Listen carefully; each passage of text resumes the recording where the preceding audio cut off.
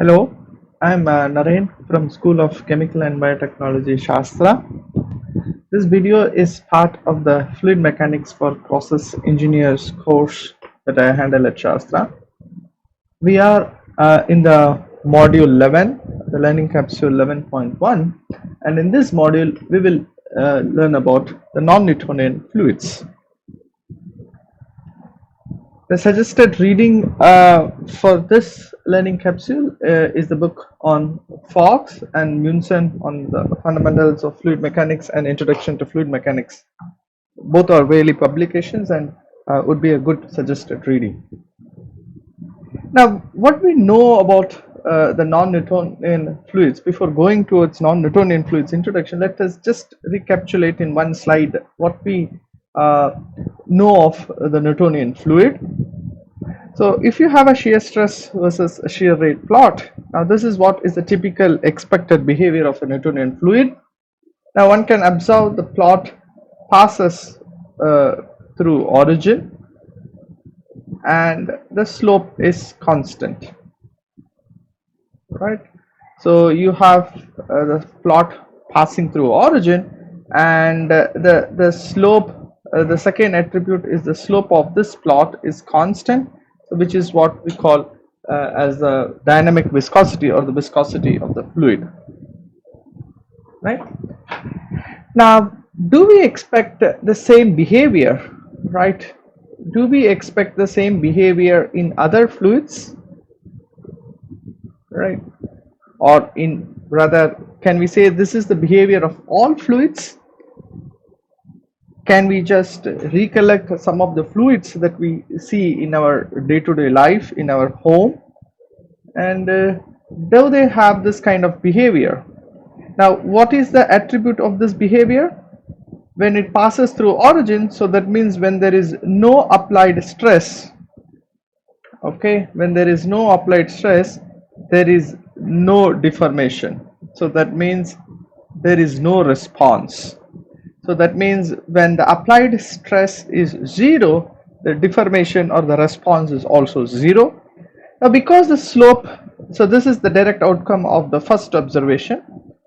The outcome of the second observation, the slope is constant, means for equal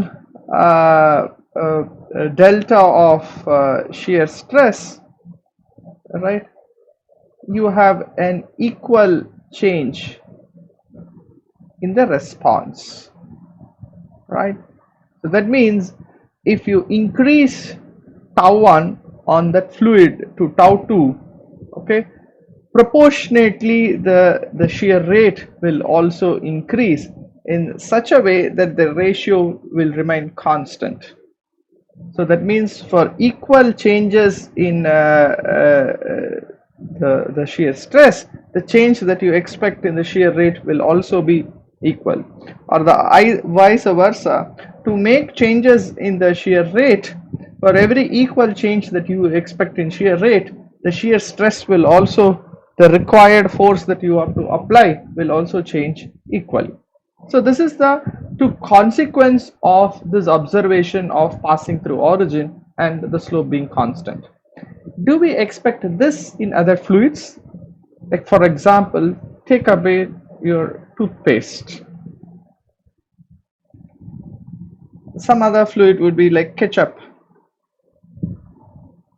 or your sauce and or tomato syrup. Can you think of this fluid? Can you think of a quicksand? So how that behaves? Now certainly, if you can pause this video, go back and search in the YouTube for experiments based on this, or you can construct your medical, you can construct your experiments in your own mind, and you come back and you will observe that not necessarily, right, not necessarily, right, one is the change is same with respect to applied stress, right? So that means the delta of stress that you apply to the delta of change in the terms of deformation, they are no longer having the same ratio.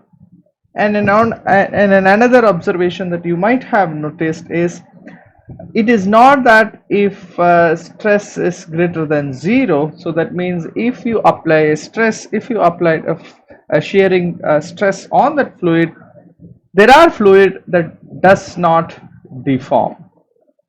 Okay, does not deform.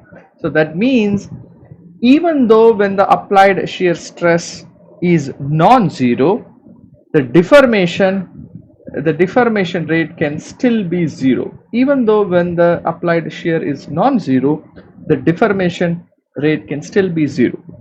This is observed in these kinds of fluids. I'm not saying that this is observed in all these fluids, but if you look into the examples of fluids that are around us, we can see such behavior.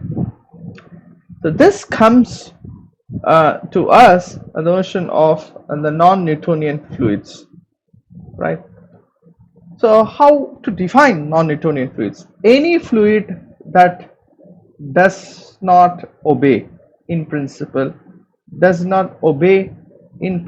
shear stress as proportional to the shear rate, and the constant of proportionality being the molecular viscosity, is called the non-Newtonian fluid. So non-Newtonian fluid is anything that does not obey this form. Now if you see this mathematically, this is of the form y equal to mx.